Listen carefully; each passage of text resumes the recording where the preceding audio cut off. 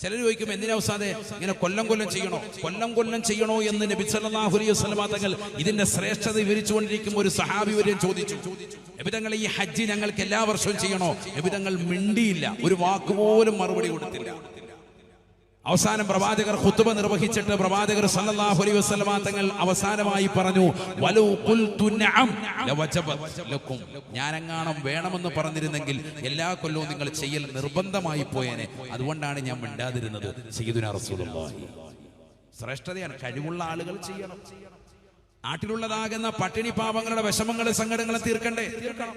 സ്വന്തം സഹോദരങ്ങൾ, സ്വന്തം മാതാപിതാക്കൾ, സ്വന്തം ഭാര്യ, മക്കൾ, കുടുംബാദികൾ അവരുടെ ചെലവിന് കൊടുക്കാതെ നിന്റെ ഹജ്ജ് സ്വീകാര്യമേ അല്ല. അതാണല്ലോ സാദൻ റാഹിലത്തൻ എന്ന് പറഞ്ഞത്.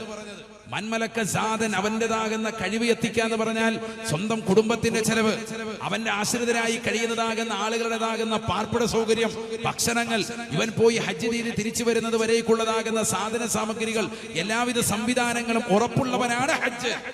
അല്ലാതെ കുടുംബത്തെ പട്ടിണിക്കിട്ടുകൊണ്ട് ഹജ്ജില്ല. നിന്റെ അയൽവാസി പട്ടിണി കിടക്കാണെങ്കിൽ നിന്റെ ഹജ്ജിന് മഹാത്മ്യമില്ല. നിന്റെ പ്രിയപ്പെട്ടതാകുന്ന കൂട്ടുകാരൻ, നിന്റെ ഏറ്റവും രക്തബന്ധുക്കൾ പ്രയാസം അനുഭവിച്ചു കൊണ്ടിരിക്കുകയാണ്, സാമ്പത്തികമായി ഞെരുക്കത്തിലാണ്, കടത്തിലാണ്, ബുദ്ധിമുട്ടിലാണ്. നീ കൊല്ലം